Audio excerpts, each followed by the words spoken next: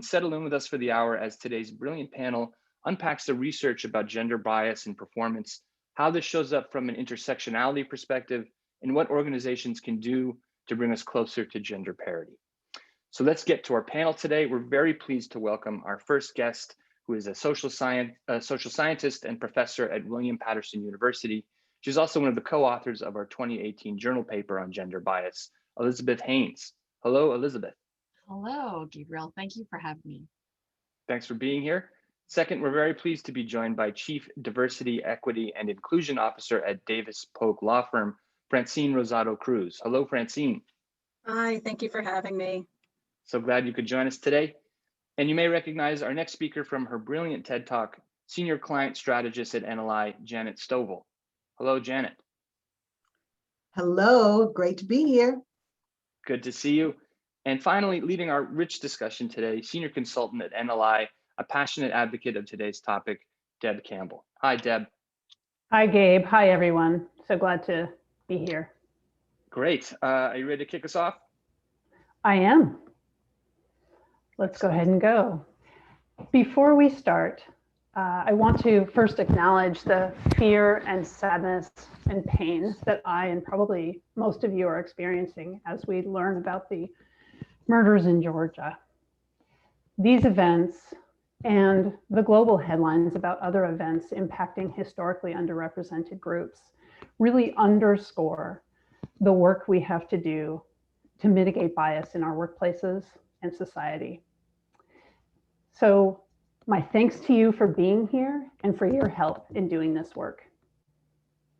So let's talk about how bias shows up in our workplaces and what we and what our companies can do to address it. Among the many topics in the news that came up about a month ago, as I listened to a podcast, there was a statistic reported that really made me sit up in my chair and pay attention. And I didn't hear much about it for the next few days, maybe even a week. And now suddenly it's gained a ton of media attention. That statistic is that all the jobs that were lost in December 2020, 156,000 of them were lost by women, and predominantly women of color. Additionally, based on a McKinsey report, 1 in 4 women are considering downsizing their career aspirations or leaving the workforce altogether. And now we understand that 2.5 million women already have left the workforce permanently. All of this is primarily a result of the pandemic. Our panel discussion today, in it, we want to share with you the research that illuminates some of the underlying issues that are driving this exit from the workforce, as well as creating other challenges for women in the workplace. We want to talk about how both gender bias and racial bias are at play, and then really dig into what companies can do to address these underlying issues and stem the outflow. I have to tell you, when we all met, there were so many topics we could have chosen to cover about women in the workplace.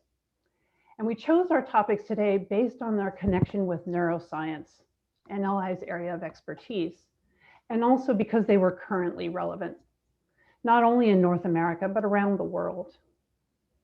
In future webinars, we'd really like to cover additional topics on women in the workplace, or gender in the workplace more broadly, where our focus on neuroscience can add value to the conversation.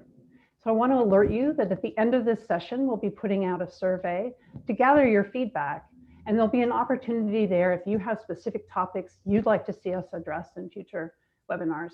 Please tell us then. Okay, so I'd like to jump in and start with our first section here about unconscious gender bias being a barrier to gender parity. Elizabeth, let's start with you. I'd love it for you to briefly share with us some of the essential research demonstrating how unconscious and even conscious bias impacts our behavior in the workplace.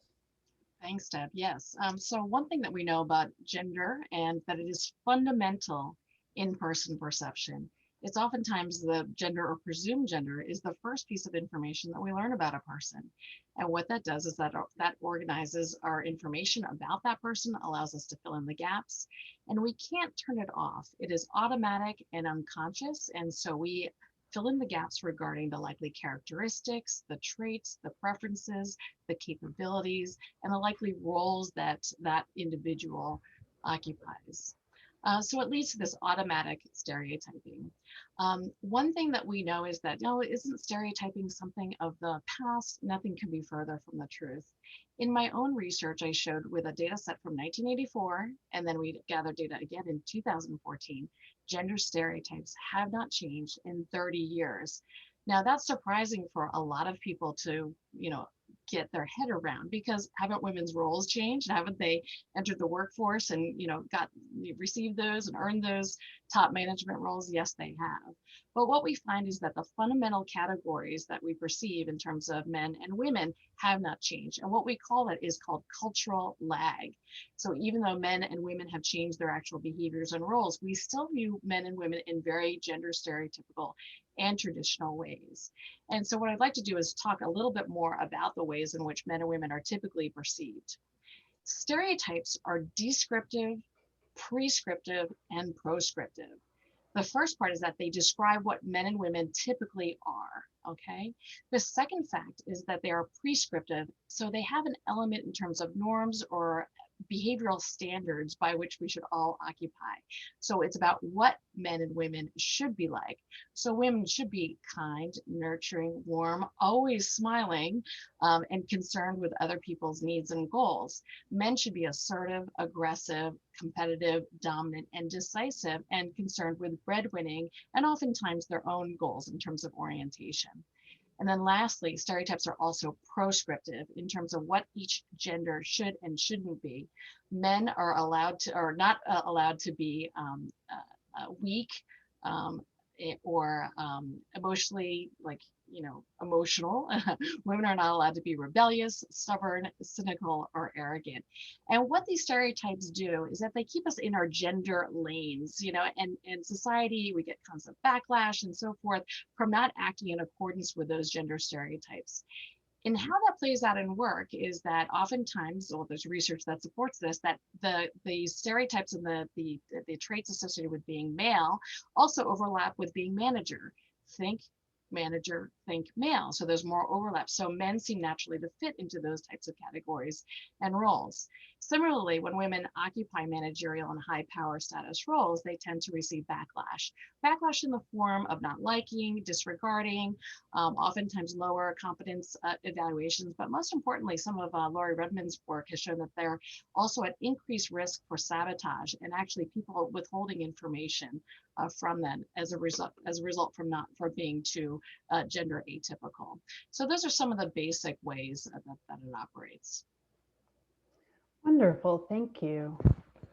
Are there any implications of gender bias or gender norms for trans women or non-binary individuals that we can share? Yeah, because they don't neatly fit into for non-binary especially, they don't neatly fit into each category, that they may kind of, they're at increased risk for harassment and discrimination because people love to use social categories. People feel, not at ease if people don't quickly, identify, like you can't categorize them. That leads to uncertainty, ambiguity, and that oftentimes creates a little bit of kind of backlash. Just like for biracial individuals, they receive a lot of harassment in terms of like, well, what are you? The same thing goes for gender as well. So the less you neatly fit into those categories, the more kind of disruption. We know that just like saying the doctor she or the nurse he actually creates at a brain level a little error term in your prefrontal cortex. It actually is kind of like it's incongruent with what we expect, and that oftentimes gets to a little bit of like dislike and just like that's so weird, and and not being familiar with it as well. So yeah, not fitting into neatly those categories does really create those kinds of biases. Yeah, thank you, Elizabeth. I appreciate that. And I want to make a quick comment too. You spoke about men in leadership, and one of the things that also came out in that gender paper that NLI produced was, NLI tends to like to talk about there's conventional wisdom and there's the research. And what we found in terms of the conventional wisdom is that nearly everyone thinks that men are better leaders. Right. Women and men both tend to think that men are better leaders, and yet the research shows that women outperform men in 12 out of 16 general leadership skills. So it's really a tricky thing about this aspect that you're talking about, how things have changed and behavior has changed, but the stereotypes are staying the same. That's right. And there's no like gendered leadership style. It's a powerful leadership style that really, so it's really not gender, it's power that creates, the leadership style. So a lot of people think like, oh, women have a different leadership style that's not commensurate with the meta-analyses on leadership and gender. Great, thank you. So let's talk a little bit about how this research illustrates what's going on in our workplaces. Francine, I'd love to hear from you. You've worked in two very different industries. Have you seen gender bias play out differently or similarly in those industries? That's a great question, Deb. Thank you for asking. In my experience in working in tech and now in big law, the needs of women in leadership roles are similar, and the path to leadership is what differs. So if you think about the big law field, it can be, in most instances, quite linear, the path to leadership, whereas in tech, it's more of a career lattice than a career ladder. So what that means in terms of women's development and promotion into leadership roles is that our role as DEI professionals, we need to have different interventions at different times. At Davis Polk, we partnered with NLI to introduce the SEAS model through DECIDE, through a behavior sprint. And our intention behind that was to really have a shared and common language for us to talk about the different biases that can show up, especially in a couple of areas. I'll talk about one right now. When we are thinking about performance and performance management, we found that at times the feedback could be biased. There could be, especially if you think about distance. We have an apprenticeship model within big law, and that means a lot of face time. So as we shifted to the remote workforce, how do we leverage what we know about distance bias in making sure that, especially those who were working parents or had elder care responsibilities, that we were giving them the feedback in real time when they needed it to help them with their performance and their development. So that's just one of the ways specifically within big law. Whereas in a company like I was at Microsoft before, we had a practice of remote workforce already. So we certainly, in my career there, which was primarily as a remote worker, that distance bias didn't come up as much. Nice, thank you. So Elizabeth, I'm going to turn back to you because we started this whole thing off talking about the pandemic. And the pandemic has really brought both caregiving and work into the home. Domains that we've till now really kind of artificially drawn a line between and said, okay, we're not going to talk about the dynamics. We're going to ignore the dynamics between them. But the reality is now that they're both in the home, those dynamics are really showing up for us in real time. And I wonder if you could speak a little bit to how gender biases are playing out before our eyes and the challenges that women are experiencing during the pandemic. Yeah. It's creating havoc. Let me just say that. And I think a lot of us feel this. Traditionally, stereotypes are prescriptions, but they're also force fields. And so they're force fields that pull women towards caregiving and men towards breadwinning. And even though women and men are doing both more and more now, still when in situations of crisis, when there's a sick child, when there's a crisis, we tend to go back to much more traditional roles. And so what we've seen is women orient again much more towards the caregiving role, even if they're still breadwinning in the workplace. And so think about the three ways in which women kind of carry the burden of caring for other people's goals and needs. They do it with the physical labor of caring for young children and elderly parents. They do this in the emotional labor of making sure that everyone's emotions are well satisfied. And then they also do it with the mental housework. That's some of my own research as well, that it's not only the emotional and physical things, it's doing all the reminding, all the remembering of what other people's goals are. And that takes the cognitive cost as well. And so with the pandemic, we used to have kind of better segregations. People used to go to work and then you kind of put it aside. And now there's just this scope creep of everything. And so it's really impairing women's ability to really demarcate, those two roles in very important ways. And women, we anecdotally, and also I think through the survey data, is that women are really monitoring young children in terms of their online education. And that's very disruptive in terms of, being able to have the cognitive space to perform one's own abilities and tasks. And so, and if women don't do that, remember, these are prescriptive. If you don't prioritize family and caregiving and so forth, you're seen as a bad mom. However, that if you do, prioritize breadwinning, or you try to balance it, you're going to be, that it's just hard, or men don't have those same kinds of pressures. In my own research, we know that when men are with a baby in the park, like he's a wonderful man, and he goes to a t-ball game while that kind of sneaks out of work, that's okay. That's seen as really good. But if a woman prioritizes work over her family, she's seen extremely negatively. She goes on a business trip when a child is sick. We have really good data around that too, that the perceptions of the same behavior across parents really changes as a function of one's prescriptive gender role. And so that's really kind of important to think about when, in terms of how other people are perceiving us, both our community and then the people at work. And we have multiple masters in terms of our social perceptions in that way. So it's been extremely challenging for women as they manage all these multiple roles. Yeah, thank you. And we, one of the things that, we talked about, the women leaving the workforce purposely and because of the pandemic, and the McKinsey report that I referred to, Women in the Workplace 2020, actually calls out that the women they talk to who are planning to leave the workforce or downsize their career aspirations are doing so primarily because of this caregiving responsibility. So this caregiving is really showing up as challenging in terms of keeping women in the workforce and keeping them at the levels of contribution that they've been making till now. So I'd like to move on to our section on the impact of intersectionality. As I mentioned earlier, the pandemic has had an outsized economic impact on women of color, with the predominance of jobs lost by women of color. And this is on top of the impact of the virus itself and the violence against the community. It's a lot. So let's talk about where companies can make a difference when it comes to women of color in the workplace. We know that diversity is better, that diverse teams are smarter, but we haven't realized their full potential yet. Elizabeth, we also know that in addition to gender bias, racial bias has an impact in our workplace.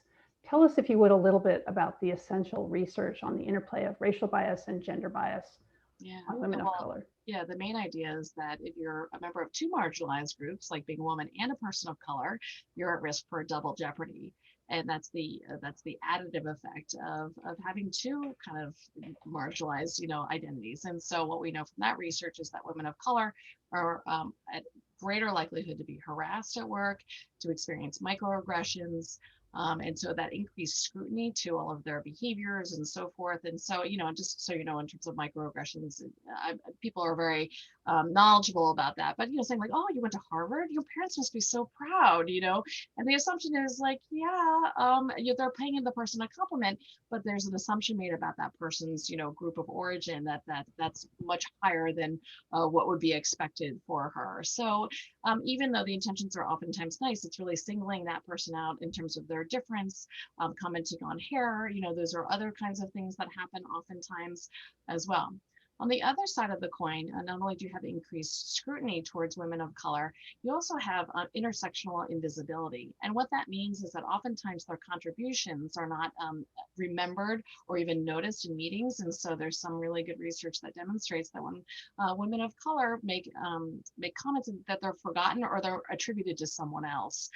So that's a common finding in the research above, but it's more likely to happen in women of color. So you get this kind of additive, both increased attention in terms of, like you're different, and then also this kind of increase in visibility. So it actually operates in both ways.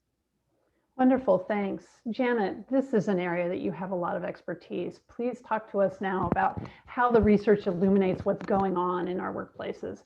How do racial and gender biases impact women of color in the workplace? Well, the thing is to remember also, this is not new. Kimberly Crenshaw, who's an American lawyer and a professor, developed the term intersectionality about 30 years ago. And she did it from a legal standpoint with several cases that said basically people were being judged and sentences were being meted out or not meted out based on one aspect of a person's personality, with either gender or race. And her point was, there's a unique space where they intersect that makes something completely different happen. And so what we see in the workplace is that it shows up sort of the intersectionality exacerbates the inequity that already exists. So there's inequity between men and women, but then there's inequity between women and other women. So for example, the primary beneficiaries of affirmative action in America have not been women of color, they've been white women. And that's because the workplace views diversity and gender as a sort of monolithic thing. It doesn't discriminate between, which is an interesting word, but it doesn't diversify diversity. So when we talk about doing things in the workplace and putting in DE&I programs for women, we don't dig a little bit deeper to figure out that there are different categories within women. And as a result, it's an older report, but a report came out in California, and it looked at women in the workplace, and white women had 82% more managerial jobs than African-American women did, 67% more than Latinos, and 57% more than Asian Americans. So there's difference there. The pay gaps between men and women are narrowing, but they're not narrowing the same way when you inject race into the discussion. So the gap between white men and Asian women is projected to close in 22 years. For white women, it's going to take 50 years. For Black women and Latinas, it's going to take between 350 to 432 years, respectively, for this gap to close. And the answer is not even solved by greater education, because for white women, greater education, sort of it decreases the gap. The weird thing is, for women of color, it may increase the gap. Don't know the logic behind that, but that's what happens. That's what the research shows us. And women of color aren't promoted equally. And when women of color do achieve, there's a different toll. Elizabeth talked about that a little bit, but so the expectations, but microaggressions in toxic environments exact an emotional toll. And it's emotional tax, and Catalyst pointed to it and did a survey and said that 58% of Black women reported being highly on guard in the workplace. So we have to realize that there is inequity within the inequity, and there's disparity within the disparity. And all that has to do with the intersectionality between race and gender. Wonderful, thank you. Thank you. We have a question from in the chat that I'd love to address to the panel. The question is, Elizabeth, you or other panelists, you used the word power. Do the subjects of women, Black, white, Asian, Native American, matter in how comfortable workplaces and the population in general are with, say, Black women, and how they display power versus how white women show or display power? And I'd love to hear either from you, Elizabeth, or Janet, on that. Yeah, that's a great, and I always research, so I'm gonna give a research example. And there is some data to suggest that white women and Black women, as Janet, these are subsets. But also I want to mention that most gender stereotyping happens at the subtype level, and that's the psychological term for intersectionality. It's gender plus your other category. So it's too broad. Gender is too broad to really try to understand someone. So we try to figure out other information. What are some other categories does this person fit into? Power operates a little bit differently. So white women, because they are supposed to be nicer, kinder, warmer, they're oftentimes thought of as not as intellectual, not as smart, kind of ditzy and so forth. When they use power, they're much more rejected. Black women tend to, there's some data from Robert Livingstone that says that Black women don't get penalized as much because they are seen as kind of more assertive to begin with. And so there's different kinds of standards for them. And so I don't want to say that it's better to be a Black woman. I would never say that. All the data shows that the double jeopardy and the intersectional invisibility far outswamps all the other things, but power does operate very differently. And also, for Asian women, those women aren't expected to use power. So when they are very direct in those kinds of ways, they're also rejected. So the interplay between subtypes and intersectionality and the use of power really does vary quite a bit in terms of the person perceiving it. And I just want to also circle back on, the way in which a woman or man leads does not differ per se.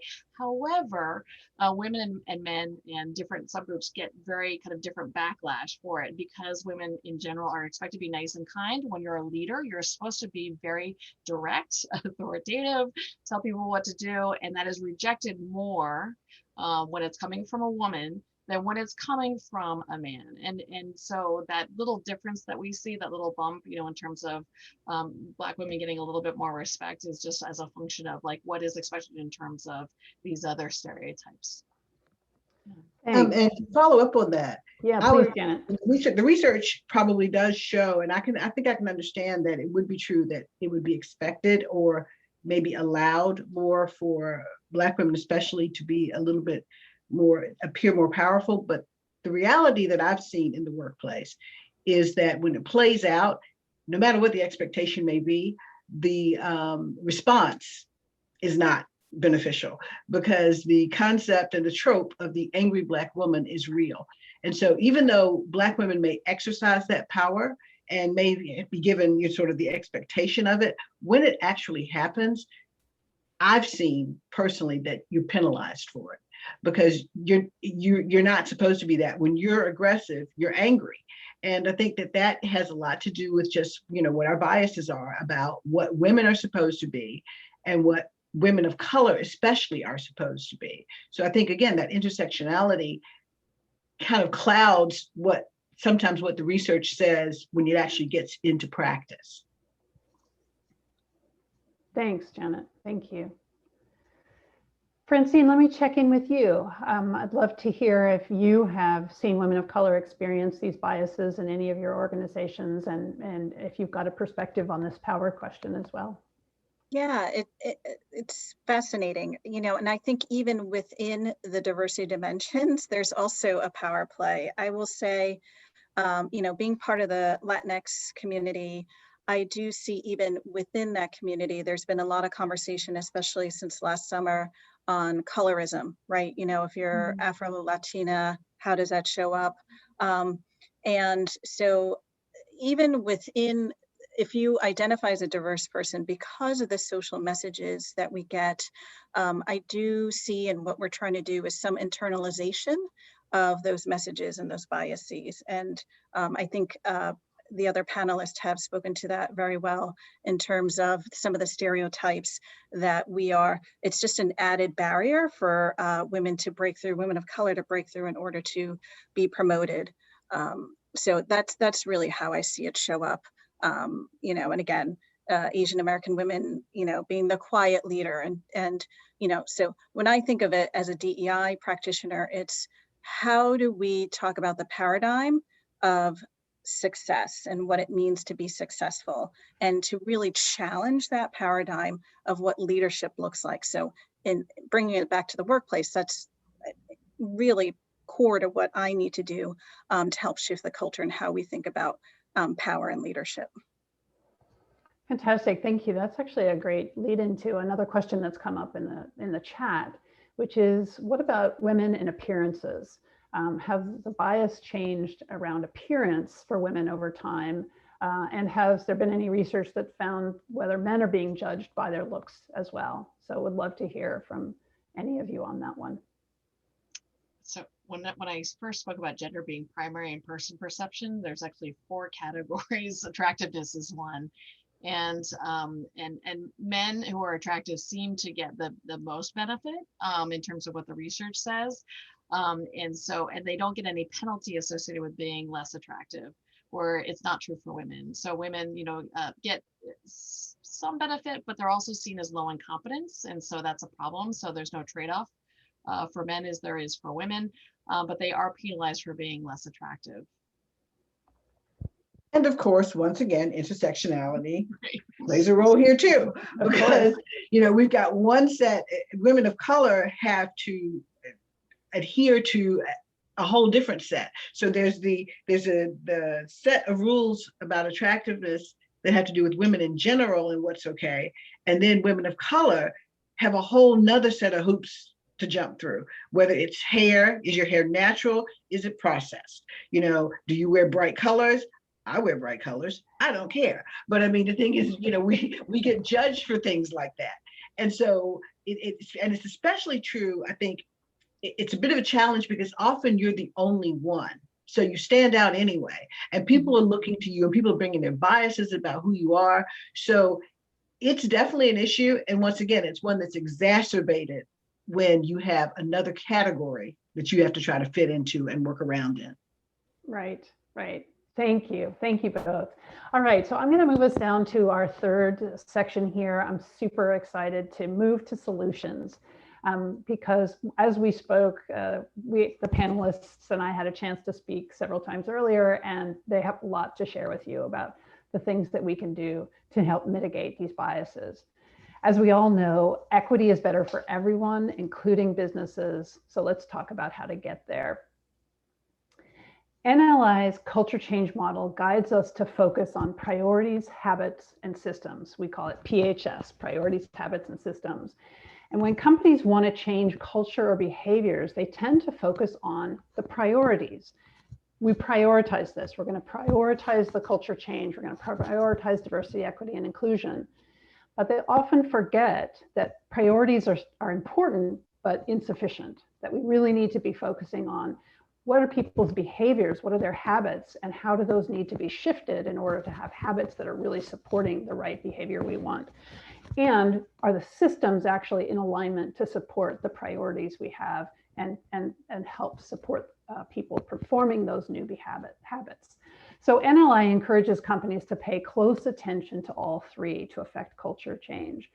And Francine, I know that Davis Polk is making plans for returning to the office in the not too distant future has put some important effort into forming some new habits that mitigate both gender and racial bias. And I'm wondering if you'd share a little bit about what you all are doing. Yeah, for sure. So this has been really top of mind for us, not only through the pandemic. How do we stay connected as a firm? We really pride ourselves on our culture, and the space has really eroded our ability to connect in meaningful ways. There are two specific things that we are doing. We have a summer associate class. Those are interns, if you will, people that we've identified as future lawyers at Davis Polk. And each summer they work and they enjoy a lot of camaraderie. They learn side by side with lawyers. And this will be the second summer where this will be remote. So in the spring, we will be rolling out a behavior sprint that's part of NLI's solutions called Include. So it's really focused on how do we ensure that people's voices are being included? How do we ensure that we are demonstrating behaviors that show that people are valued and that they matter and that we care about them? That's very hard to do when most of these people have never stepped foot in a Davis Polk office. The second thing that we are worried about, concerned about, prioritizing is the return to work in the fall. And with that comes a whole class of first-year associates. So these are lawyers right out of law school who come to join Davis Polk. Again, never have been within the walls of Davis Polk. And in the fall, we will be rolling out Voice, which is another behavior sprint solution. So really helping us create that psychological safety for people to put their voices in the room. So we're thinking about how do we accelerate and create the supports for all of our associates, and what is the readiness for our workplace to take in, it's over 100 people, 100 summer associates, 100 first years. So it is a big impact on our culture. So really thinking forward to how do we be intentional in how we demonstrate inclusion to everyone. Wonderful, thank you. Janet, how about you? What have you seen work well to mitigate bias in your past organizations?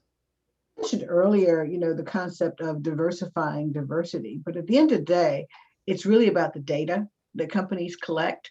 The concept of understanding equity and inequity by walking around really doesn't work. And so collecting data is important, but the question is, what are you collecting data for? If you're just doing it sort of in general, That doesn't help you. So I think that when we talk about trying to really improve equity and work on gender bias and deal with the intersectionality of gender and racial bias, then I think you have to deal with the intersectionality that needs to happen in your data. So if you're collecting data, for example, on women in general, just on a gender basis, you may not be aware that that imbalance is happening. So for example, before I came to NLI, I worked for UPS, and UPS had programs in place in our operations division to promote women of color, because there was awareness that women were getting promoted, but women of color were not getting promoted. In order to get to that awareness, somebody had to dig into the data. So, my advice to any company that's trying to figure this out is first start by diversifying the diversity, identify where the intersections are, and avoid these sort of holistic diversity initiatives, diversity for diversity's sake. Recognize that diversity does not necessarily, in fact, never necessarily equates to inclusion, and that you have to invest in upward mobility, which means paying attention to who's where, who's moving, are they moving at the same speed? That's data. You can get it, you can collect it, you can use it. And then you have to differentiate that data. Ask yourself how granular it is. Track all the different personalities and all the different facets of difference, and set goals for that. The question I always say to any company that's going on a diversity, equity, and inclusion effort is start off by asking yourself, what are you solving for? What do you need to solve for? And then you go build data systems to help you figure out whether or not you're getting there, when you get there, and then you build systems to make it happen. And you have to police the pipeline. I mean, that's the problem. You cannot promote people if they're not in a position to be promoted, which means it's too late when you're looking around, at a certain level to say, well, who's there to promote, if you haven't been looking all the way back down the pipeline to figure out how they get there. That goes back to differentiating the data. If you're just looking for women to be in one place, but you're not looking for the intersectionality of different types of women, then you may find out when you get to the point that you want to promote people that there's nobody there. So you have to address workplace inclusion. And NLI has a lot of solutions that are designed to help work with our biases so that we can then think about the data we're collecting. We can then start asking different questions about what it is we need to solve for. And we can start talking to different parts of the organization that collect this information to ask, are you doing what we need to do? Are you finding what we need to find to actually get us where we're trying to go? Actually, I have an add-on to what Janet just said. We looked at what are the moments that matter, right, in someone's career on their way to promotion and retaining people. And we did exactly what Janet said. We had been looking at 3rd through 5th year associates, and it said, that's actually way too late, right? We have to start earlier in their career, understanding what are the types of assignments they are receiving, because that is key to their development as a lawyer and puts them on a track to promotion. So it really is, I agree wholeheartedly, you have to start having these conversations and looking earlier, who's getting lost in the mix. And that is especially true in this remote world, so leading with the data, amen to that. So thank you, Janet, for bringing that up. Fantastic. So we have a question from the chat that I'd like to throw out to you all. When organizations are mostly run by men, they are the decision makers about organizational change. So I assume they need to be a large part of the solution too. I see a lot of information on what women can do to combat bias, but wonder how organizations are successfully addressing this from the top as well. Would one of you like to take that? I think it's just not one particular thing. I know you have to lead with the head and the heart. So, we already talked about the data, so I won't continue down that path, but it's really through, and what I learned through the many years of doing this work, you have to combine that with the storytelling, right? And I can give an example. When I was at Microsoft, we would have these quarterly reviews with executives around how they were progressing in diversity, equity, and inclusion. And we always started with the data. And being an engineering company, it'd be very easy to get lost in math camp and try and understand the shifts in the data. So instead, what we started to do was put the data a little bit later in the deck and start with the stories. Like, here's who left. Here's what they said in their exit interview. So it really was driving through emotion and that storytelling to here's the experience of people. And that almost, that's really what changed the conversations to focus on what's really going to make a difference. What can I as a leader do differently? Like, who do I need to be sponsoring? Who do I need to be mentoring? Where, are there managers that we need to work with to ensure that they are developing and providing opportunities to people equitably? So I'm a big fan of storytelling combined with the data to help move people to action. Francine, you are, singing my tune as a communicator. I'm loving to hear that. I am a firm believer in, having worked with CEOs and talked to them and, talked to senior leaders. And what I've seen in a company is, we know sort of in general, it's understood that if it's a top down, it has to start at the top. The commitment starts at the top.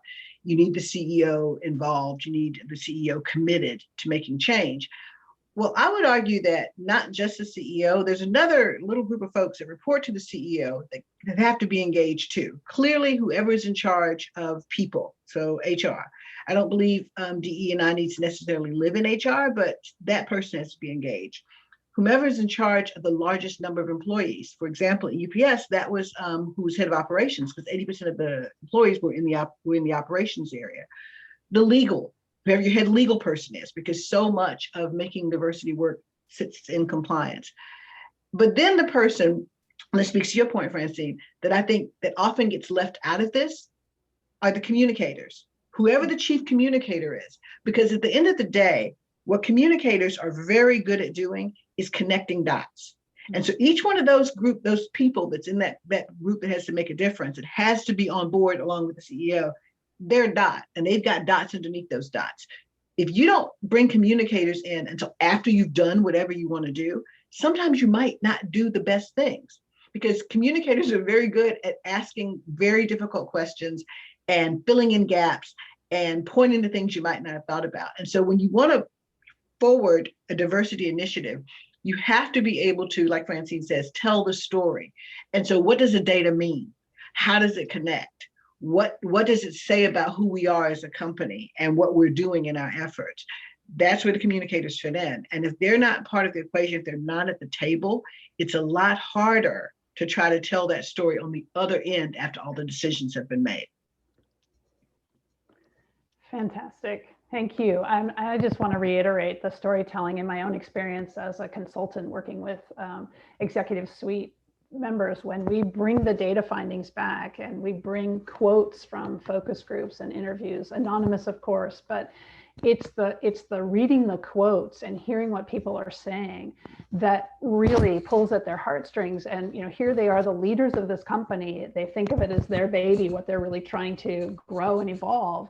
And when they hear how people are experiencing the workplace, it just really revs up their commitment to making change. So love the comments and about storytelling and how important that is. Elizabeth, I'd love to check in with you. We've talked about men in leadership and how to engage men in leadership. Perhaps we can talk more generally about how do we engage men as allies to support women, across the organization at all levels in the organization. Yeah, I'm going to talk about something that a lot of people don't want to talk about in HR, and it's kind of bridging the gap from work into home, and maybe doing some work in terms of how women are negotiating with their partners regarding roles and responsibilities and guilt and so forth. And so this has been kind of the third rail. HR doesn't want to talk about what's going on at home because that's a private experience. But it is really essential if we're going to create space for women at work to turn off their brain in terms of the mental health work and reminding people of things. So I'm a big advocate of that. And so having conversations with partners, and again, I'm not assuming that everyone is heterosexual, but in fact, in same-sex couples, it's great because they do negotiate on the basis of individual interests, and because they don't have gender as salient as the basic divider. So we do find that those couples are much more egalitarian, and they act as a really great model for how to negotiate and have those conversations. So they're really kind of in top of mind.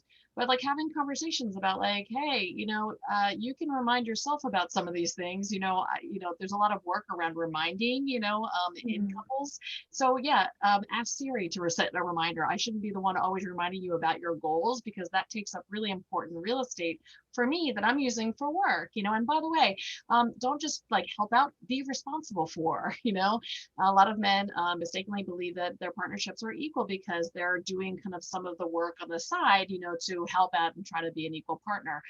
If you're going to help out, you just take on that stuff and take it off the plate, so that your partner doesn't have to deal with it. And so that's another recommendation that I make. Back in the workforce, I want to go back there for a second and just being allies. And men and women are not from separate planets. I know that men are from Mars and women are from Venus. They come from the planet Earth. And so I always like to say that we actually have more similarities than differences. And most men, like Gabriel so beautifully, nicely mentioned at the beginning, men love women. They have sisters and aunts and mothers and friends and, partners and so forth. And so really making men an ally at work, and that it's important. And oftentimes that legitimacy coming from men saying like, hey, we need to work, what about Black women, and what about like Latina women, like in terms of the microaggressions, and being like, hey, what's the purpose of that point? Kind of calling people out for their misbehaviors is really important, because oftentimes we put it back on the women that they're the ones to say, when they're being harassed, like it's up to them to say something. And, quite frankly, most people say nothing when they're harassed, either with microaggressions or all these kinds of things, because we're so shocked that it's happening that we don't have something kind of locked and loaded and, that kind of witty repartee back. And so we let it go, because we also don't want to seem angry and, be labeled as that, because then we're the problem. So having men as allies, be like, dude, like, don't be that dude, so, and just kind of calling it out that this is unacceptable, because when it's not called out, it's seen as normative and it's okay. So, those three things, making men responsible for versus helping out, being responsible for their reminding behaviors, and then making men as allies and be legitimizing kind of the negative, things that are going on. Like, don't say that, that's not appropriate. So very important, important points there. Great, Olivia, thank you very much. So I've got one more question I want to ask Francine, but before I do, I want to alert you that we're going to be posting a poll. We really want to ensure that we hear from you about how NLI can support you in the work that you're doing in your organization. So note that that's going to come up, but Francine, I'll go ahead and throw the last question to you, which is, when we spoke previously, you shared with us a number of innovative things that Davis Polk has done to address the specific challenge of caregiving during the pandemic. Obviously, that's been an important factor in terms of women's ability to continue and do the things that they need to be doing in the workplace. So I'd love to have you share a few of those with us. Oh, absolutely. I'd love to do that. We pretty quickly pulled together people from various parts of business services to create programs and initiatives to support both working parents, those who have elder care responsibilities, and also those who are isolating alone. That was the group we were really concerned about. Being headquartered in New York City, we have a lot of people who are moving from other parts of the country, sometimes living on their own. And when we were all sheltering in place, what can we do in support of them? So we created community-based groups. So we had a Together Apart group for people who were living by themselves. We had a parenting group for those who are now educators and parents in home. We had a frontline group for those who had family members who were on the front line and they were worried, when they come home, do they have to take off all their clothes? Like what are the protocols? The other thing that we did from a programmatic perspective was offering backup childcare, backup elder care, tutoring at a discount, college prep coaching, all of these things that are just an added, that were more complicated being, isolated at home.